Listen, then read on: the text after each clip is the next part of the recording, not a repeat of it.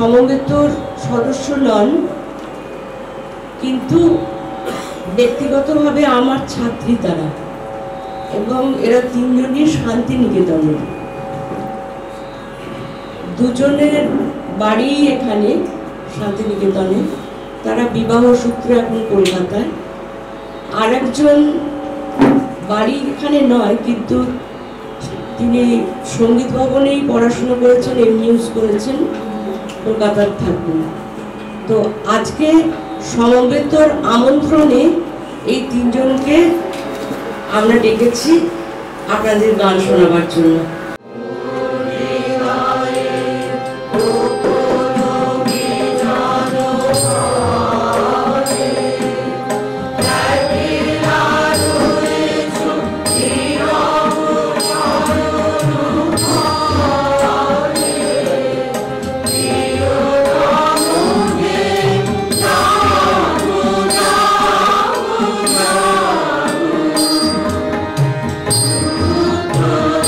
Hare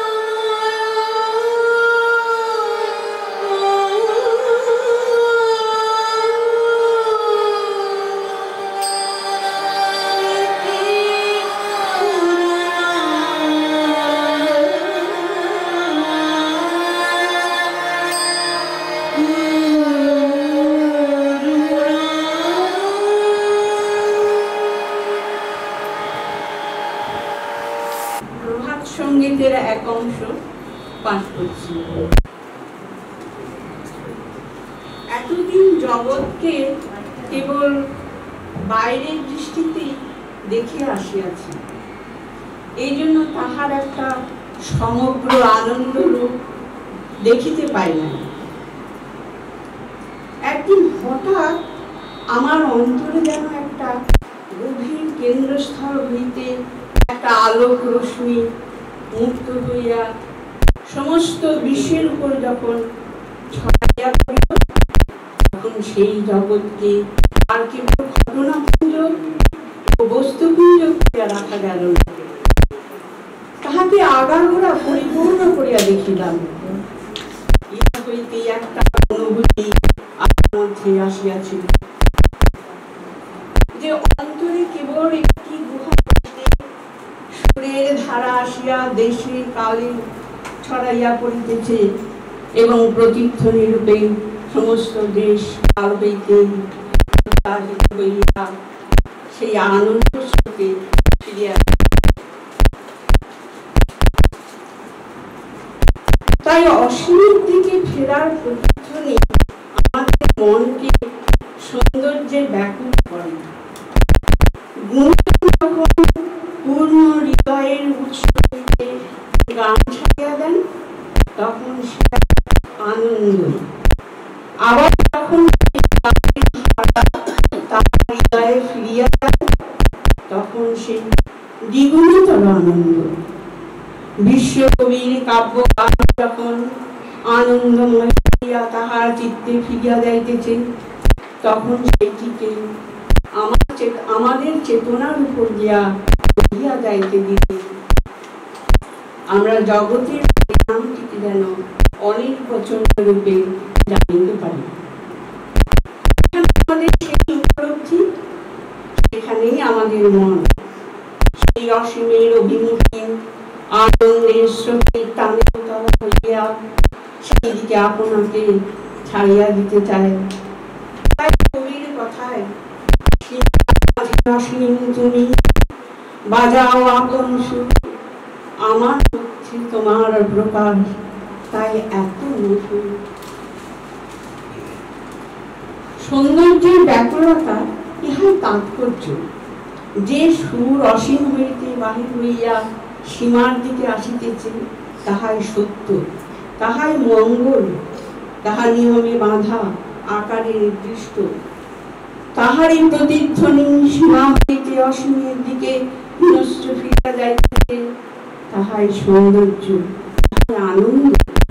তাহাকে ধরার মধ্যে আনা অসম্ভব, তাই সে আনন্দ করিয়া ঘর ছাড়া করিয়া দেয়। নমস্কার।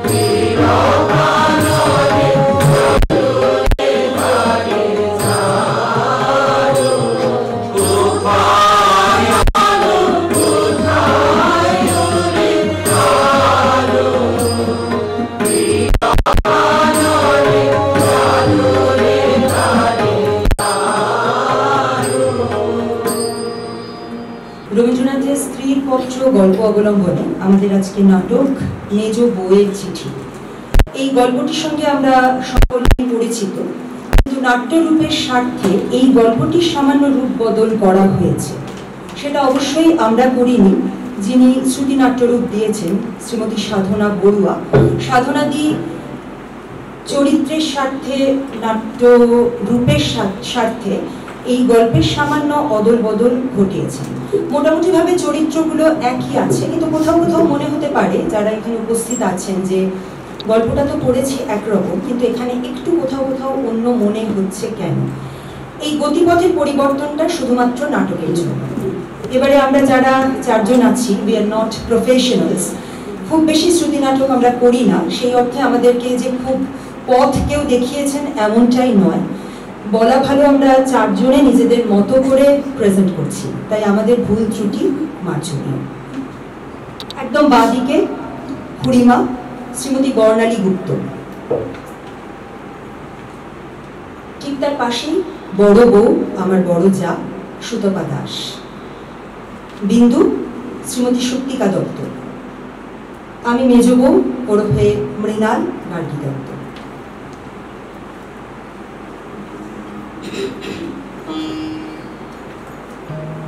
পঞ্চান্ন সঙ্গীত তো বলতেই পারি, তাই না? অনিমেষ দা, অনিমেষ চন্দ্র, যাকে ছাড়া আমরা অচল।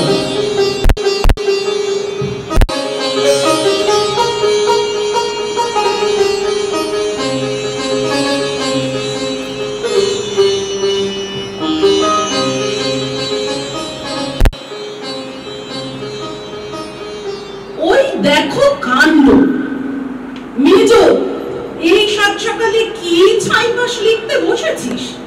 জানা বাবু, দেখ না সদর দরজায় কে কড়া নাড়ছে। আবার তোমার ওই গয়লা মাসি হবে। দে না দরজাটা খুলে, দেখ তো আমার হাত জোড়া, ময়দা মাখছি না। দূর, তোমার গয়লা মাসিকে এখনই আসতে হলো? তুই কি রাজকার্য করছিস তা শুনি? কবিতা লিখছিল। কি কবিতা? সে আবার কি লেখালো? ও তোমার জেনে কাজ নিয়ে দিদি, সরো দেখি, যাই দরজাটা খুলে। এই এই সরলু, অমন তেজ দেখাস কেন? এ বাড়িতে বিদ্যে ধরি হয়ে কোনো লাভ নেই। আরে লাভ যে নেই তা তো এই 15 বছরের সংসারে বেশ বুঝেছি।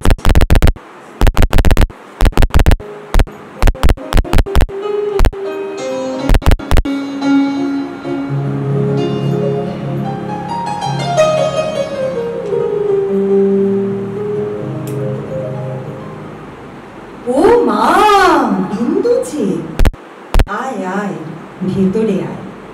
ও খুড়িমা, দেখো কে এসেছে। আরে আর পায়ে হাত, ভেতরে আয়।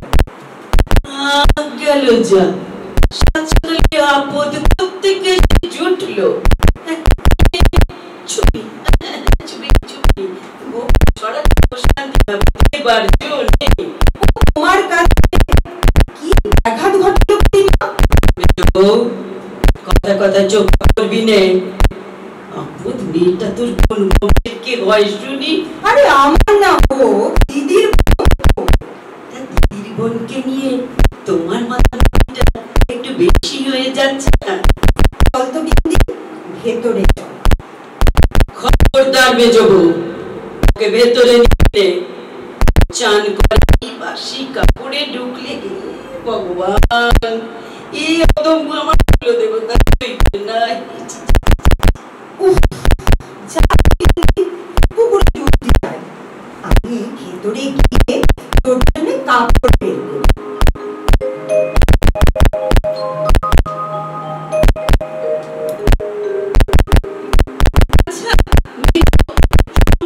আগুন না জ্বাললে তোর শান্তি হয় না, তাই না? হলোটা কি দিদি? এই নে তোর দেয়া সব দামি জামা কাপড় ফেরত নে। তুই কি বুঝিস না? বিন্দিকে এসব দেয়া এত বাড়াবাড়ি কেউ পছন্দ করে না। আচ্ছা, বিন্দিকে দেয়া কাপড়গুলো নিয়ে চলে এলে ও পরবেটা কি? ওকে নীলের একটা মোটা কাপড় পরতে দিয়েছি। ঠিক আছে, আমিও নীলের মোটা গান করতে শুরু করলাম। আহ মেজো, করিস কি তুই? সধবামে এরকম থান করে নিচ্ছিস আর কেলেঙ্কারি বাঁধাস নে। এই নে, আমি তোর দেয়া কাপড় বিন্দির জন্য নিয়ে যাচ্ছি। আচ্ছা দিদি, সংসারে এতটুকু কথা বলার শক্তি নেই তোমার না? আমি যে তোর মতো লেখাপড়া জানি নে, আবার বড় বাড়ির মেয়েও যে নই। ওসব কথা বাদ দাও তো। কাল বড় ঠাকুর বলছিলেন বিন্দুর জন্য নাকি একটি পাত্র পাওয়া গেছে। তোমার ভাসুর ঠাকুরের চেনা ঘটক, সে জানিয়েছে পাত্র ভালো, বিস্তর জমি জমা আছে। কেবল তাদের একটাই দাবি, বিয়েটা দিতে হবে। এ আবার কেমন কথা দিদি? মেয়ের বিয়ে হবে তার শ্বশুর বাড়িতে, নাকি তোমাদের সংসার থেকে বিন্দুর জন্য একটি কানা করিও করতে চাও? না রে মেজো, নম নম করে বিন্দিটার বিয়ে দিতুম, কিন্তু এটা নাকি ওদের বাড়ির কৌলিক প্রথা। যা হচ্ছে ভাইরাও বিন্দির বিয়ে হয় না বলে বড্ড অত্যাচার করে। তার চেয়ে এই ভালো, বিন্দিটার নিজের একটা সংসার হবে।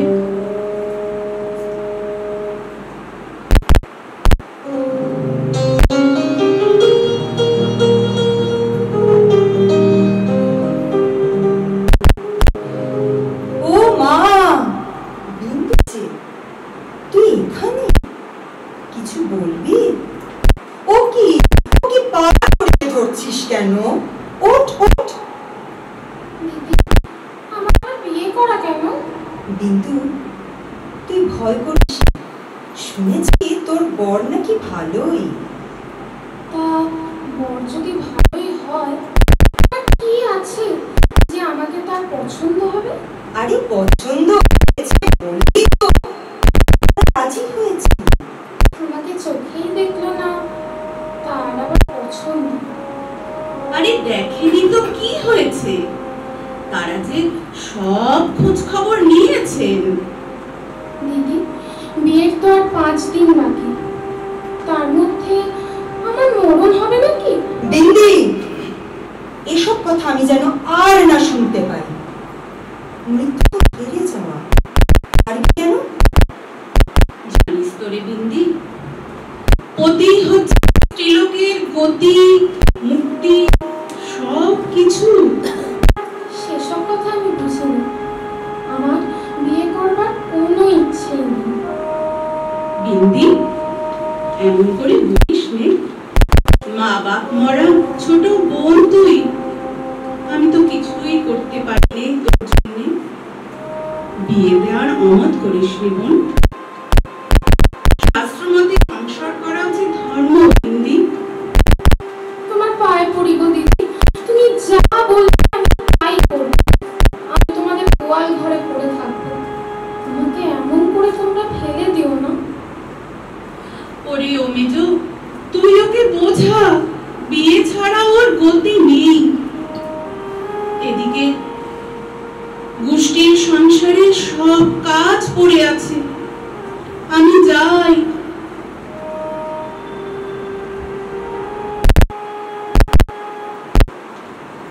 বিন্দি, আয় তো আমার কাছে আয়। এই দেখ, এই গয়নাগুলো কেমন? ভালো। আয় না, তোকে পরিয়ে দি। বলি ও মেজো বউ, কাজকর্ম চুলোয় দিয়ে এই আপদকে নিয়ে আদিক্ষেতা করতে বসলি কেন? আজ সত্যনারায়ণের পুজো দেব, তার জোগাড় যন্ত্র তো কিছুই করিসনি দেখছি। আপদ আপদ আর করো না তো খুড়িমা। ওর তো একটা নাম আছে নাকি? তা ওর নাম জপে আমার কি বকলাম হবে শুনি? আমাদের সংসারে থেকেই তো চার বেলা গান্ডে পিণ্ডে গিলছে, আপদ ছাড়া আর কি বলবো ওকে? ওসব খোঁটা আর দিও না খুড়িমা, ওর তো বিয়ে হয়ে যাচ্ছে, তোমার ভাইদের সংসারে ও আর খেতে আসবে না। গেল এ ভূষকালীকে বিয়েটা করছে কে? তাদের মন আছে বলতে হয়। বাহ বাহ, দুর্গা দুর্গা। তুমি এখন যাও তো খুড়িমা, পুজো তো সেই সন্ধেবেলায়, আমি তার আগে সব গুছিয়ে দেবো। দেরি করিস নেমে যাব, আজ আবার আমার একাদশী। হ্যাঁ ও কিলা, ও তো গয়না কেন ওর গায়ে? ছি ছি ছি ছি ছি, বুড়ি তোর লজ্জা শরম বলে কি কিচ্ছু নেই? তুই মেজর গয়না গায়ে পরে বসে আছিস? তো খুড়িমা চেঁচামেচি করো না। মালুম মেজো বউ, তোর বলে রোজগার বেশি, তা বলে যাকে তাকে বাড়ির গয়না গায়ে তুলে দিবি? এ অধম্য আমার কুলদেবতার সইবে না, বললে দিল। আহ, সাপ সাবান তো করবে পরে, এগুলো ভালো করে দেখো তো। তোমাদের বাড়ির একটা গয়নাও এখানে নেই। ওর বিয়েতে আমার মায়ের দেওয়া গয়নাগুলি উপহার হিসেবে ওকে দিয়েছি। তোর দরদ উতলে কেন? ওর দিদি তো কোন গয়না পায়নি, যদিও সেগুলো এ বাড়ির। দিদি, তোমার গয়নাগুলো সব খুলে না, ওসব আমার কিচ্ছু লাগবে না। না বিন্দি, গা থেকে গয়না খুলে দিতে নেই, অকল্যাণ হয়। ওসব তোর। দিদি, আমাকে তোমরা নিতান্তই ত্যাগ করলে? না রে বিন্দি, তোর যেমন দশাই হোক না কেন, আমি তোকে শেষ পর্যন্ত ত্যাগ করব না।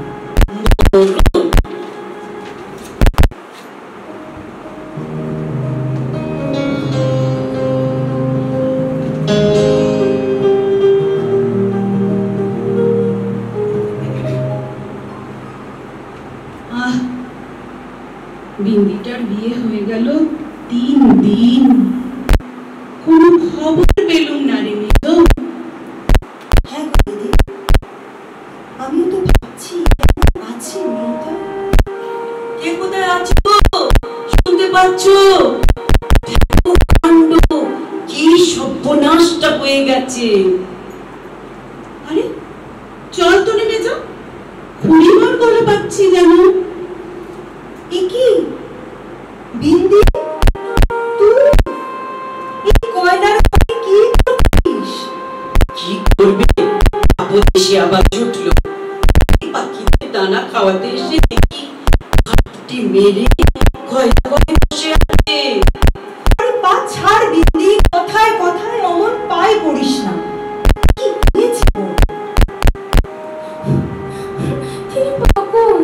সত্যি বলছিস বিন্দি? নাটক নাটক, সব নাটক। এত বড় মিথ্যা কথা আমার কাছে আমি বলতে পারি দিদি? আমার শাশুড়ি নিজে কথা বলে দিয়েছে। তুই বিয়ে তো বিচ্ছিন্ন। তুই যেমন ছিলি তেমনই আমার কাছে। আরে ও ডাহা মিথ্যে কথা কইছে তো। না খুড়িমা, বিন্দু কখনো মিথ্যে কথা বলে না।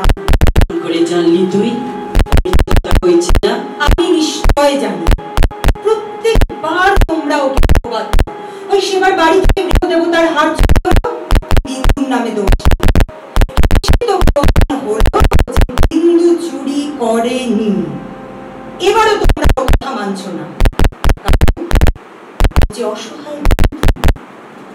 কিন্তু ওর শ্বশুর বাড়ির লোক যদি পুলিশ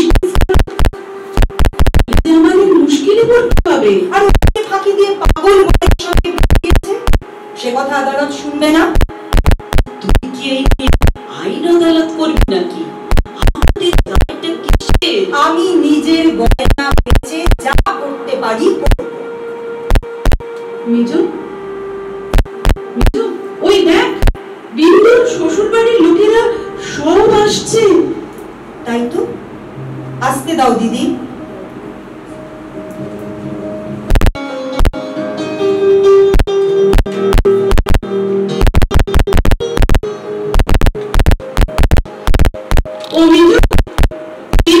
কোথায় লুকিয়ে রেখেছিস? ওর ভাসুর আবার খোঁজ করতে এসেছে। দিদি, বিন্দু যদি আসতো নিশ্চয়ই লুকিয়ে। বিন্দু যে আবার পালিয়ে গেল। আমাদের বাড়িতেও গিয়েছিল। আমার ভাইরা ওকে আবার শ্বশুর বাড়িতে দিয়ে এসেছে। এখন বিন্দুর ভাসুর এসে বলছে সে ও বাড়িতে নেই। তাহলে তাহলে আমি গিয়ে বলি যে বিন্দু এখানে নেই।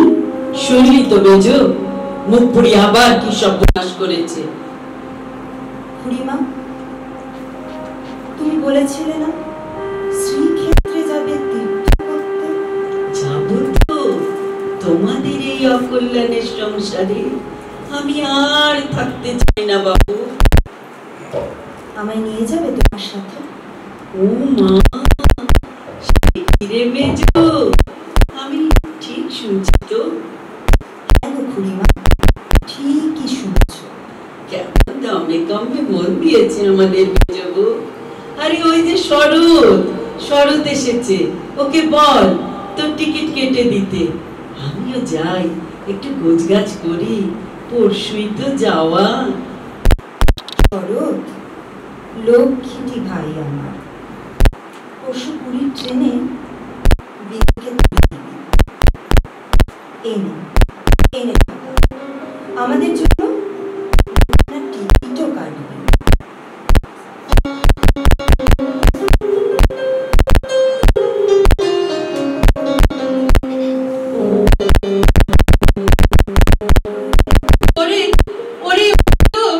তুই আর কি করবি বোন? যাক, সবার তো শান্তি আছে। বিন্দু তার কাপড়ে আগুন লাগিয়ে চলে ছিল।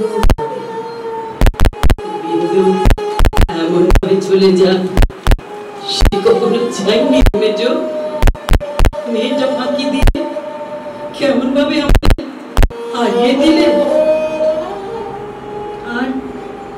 আর মেজ ঠাকুর কথাটা একবারও ভাববি নে? তিনি আর কবে আমার কথা ভেবেছেন? ছোট্ট মেয়েটা আমাকে ভালোবেসে নিজের স্বরূপটা দেখিয়ে দিয়েছে। ঘরে যাও দিদি, তাকে আমি সময় মতো চিঠি লিখে সব জানাবো।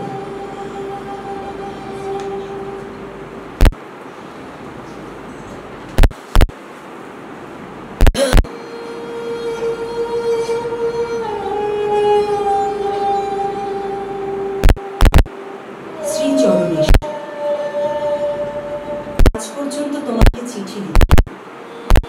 আমি তীর্থে এসেছি, বিন্দুর আর আসবার দরকার পড়ল না, কিন্তু আমার দরকার ছিল। আমি তোমাদের সেই 27 নম্বর মাখন বড়ালের গলিতে আর ফিরব না। আমার শখে নীল সমুদ্র, আষাঢ়ের এতদিন তোমাদের আকাশের অন্ধকার আমাকে ঢেকে রেখে দিয়েছিল। ক্ষণকালের জন্য বিন্দু এসে সেই আবরণের ছিদ্র দিয়ে আমাকে দেখে নিয়েছে।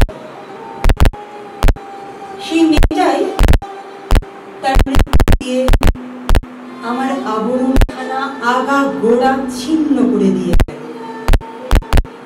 তুমি ভাবছো আমি মরতে যাচ্ছি? না গো, মীরা তো আমারই মতো মানুষ ছিল, তার শিকলও তো কম ভারী ছিল না। তাকে তো বাঁচবার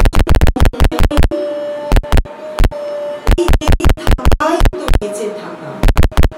আমিও বাঁচব, আমিও বাঁচলুম। তোমাদের চরম পরাশ্রয় ছিন্ন মৃণাল। নমস্কার।